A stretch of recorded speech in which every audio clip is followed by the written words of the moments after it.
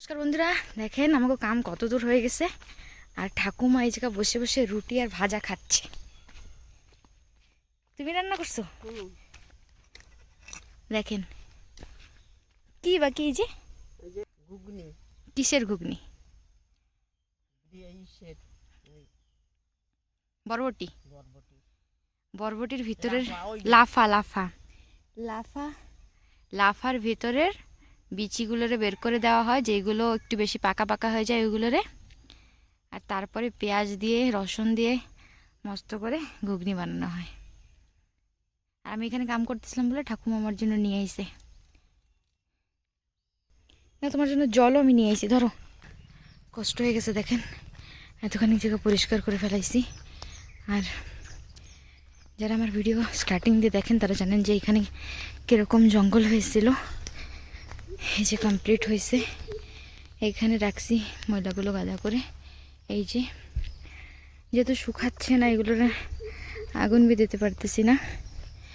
আর এই জায়গাটা গান্দা হয়ে আছে, চেষ্টা করবো এখন সাফ করার। আপনারা দেখতে থাকেন। একা একা ক্যামেরা ধরে ভিডিও শ্যুট করা, তার সাথে কাম করা পসিবল না।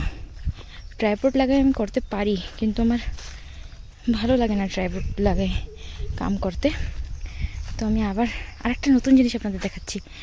এই যে হলো গাছ, বাদাম গাছ। আমার ঘরে 2-3টা বাদাম গাছ আছে। আর এখানে দেখেন লাল লাল কত বাদাম পড়ে রয়েছে। চলেন দেখাই। এই যে কাজু বাদাম, এইগুলি বাদাম। আর এই তলের ফল, এইগুলোরই বি খায়। আমি তো খাই, আমার কাছে ভালো লাগে, কিন্তু অল্প কষকষ বি লাগে। অনেক লোকের পছন্দ না। এখানে অনেকগুলো পড়ে আছে, এই দেখেন। এইগুলোরে কি করছে, ইন্দুরে খাইয়ে ফেলাইছে এর ভিতরের ফলগুলিরে।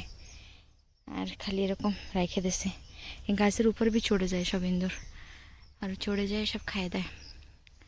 দেখেন এখানে কত জঙ্গল, সব সাফ করার আছে আমার। আপনারা ভিডিওতে কন্টিনিউ থাকেন, আমি দেখাবো এই জায়গায় পরিষ্কার করে আমি কি বানাইতে চাই অ্যাকচুয়ালি। ঠিক আছে, আজকের জন্য এইটুক, তাহলে চললাম।